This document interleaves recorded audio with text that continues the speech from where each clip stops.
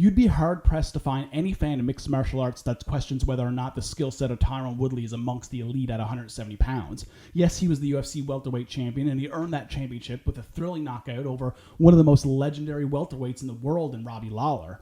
But it's the body of work accumulated before fancy gold belts were involved that is the core of his reputation as one of the greats of the division. In his last fight against Gilbert Burns back in May, the loss wasn't as much about the lack of skill set possessed by Woodley as much it was about the apparent lack of desire within him.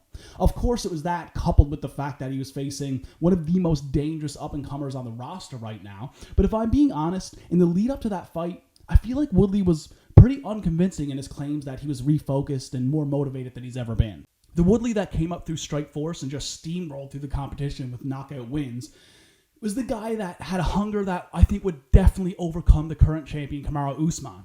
Had Woodley of 2014 and 15 stepped in there when they fought, I think the result would have been very different. But it's not 2015 anymore. It's 2020 and things have changed. And it was years ago that Woodley had won the UFC championship and parlayed that into great success in the entertainment industry, being involved with major motion pictures and beyond. The guy is a total success financially and has earned a great life for himself. And it's not a knock on him. I'm just not sure if it's even possible for him to get back to the place mentally that pushed him to be a champion in MMA. I'm not saying that I think Woodley just went straight Hollywood and doesn't care anymore. I just think anybody that's been fighting professionally for over 10 years and has reached the heights that he has can only maintain that fire for so long. And this game has way too many hungry fighters that are way too skilled to get complacent even for just one moment. But one thing I am sure of is that if there's anything out there that might get him motivated to be more focused and train harder with more vigor than he has in many years, it would be a fight against Colby Covington. Speaking of which, I believe this weekend's fight is Covington's fight to lose based purely on the intense desire he has in contrast to Woodley's perceived lack thereof. I think Woodley has the better skill set and is probably the better fighter overall. He is certainly more dangerous on the feet, and I think a prime Woodley has the ability to deal well with Covington's next level relentlessness. But Covington is a total nightmare to deal with. It's a shame because he's never going to get the credit for his skill set that he deserves based purely off the persona he's built.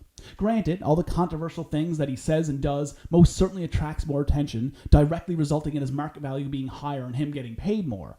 But I sometimes wonder if all that energy gone into the out-of-the-cage antics is worth the payoff. After his loss to Usman, Covington has been taking what I would imagine is a very much needed break from the media hoopla that surrounded him over the past couple of years. Only time will tell, but if I were to guess right now, I think that this break from the competition in the public eye is going to be very good for him in terms of recovery and just building onto this next fight. It's amazing how things are these days when it comes to the UFC operating during a global pandemic and the steady output of events they've been doing.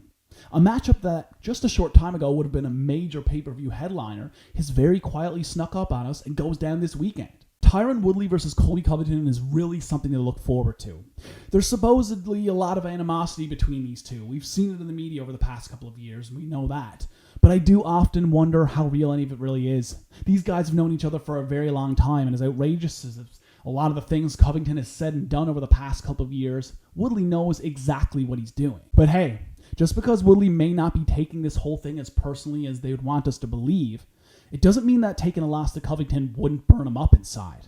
No matter how sidetracked we may feel like he is with things outside of the sport of MMA, he is still absolutely one of the most dangerous fighters at 170. And even without the vigor for competition he had on the come-up, he's still capable of dishing out a serious beating this Saturday night.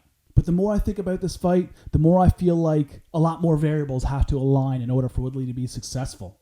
There's a reason that Covington is a sizable betting favorite heading into this fight. Many don't want to admit it, but while Covington is coming off of a loss, he proved a lot to us in that last fight about his tenacity and toughness. And it'll be that unrelenting pressure, the tenacity and toughness, coupled with his hunger to win, that makes this Covington's fight to lose.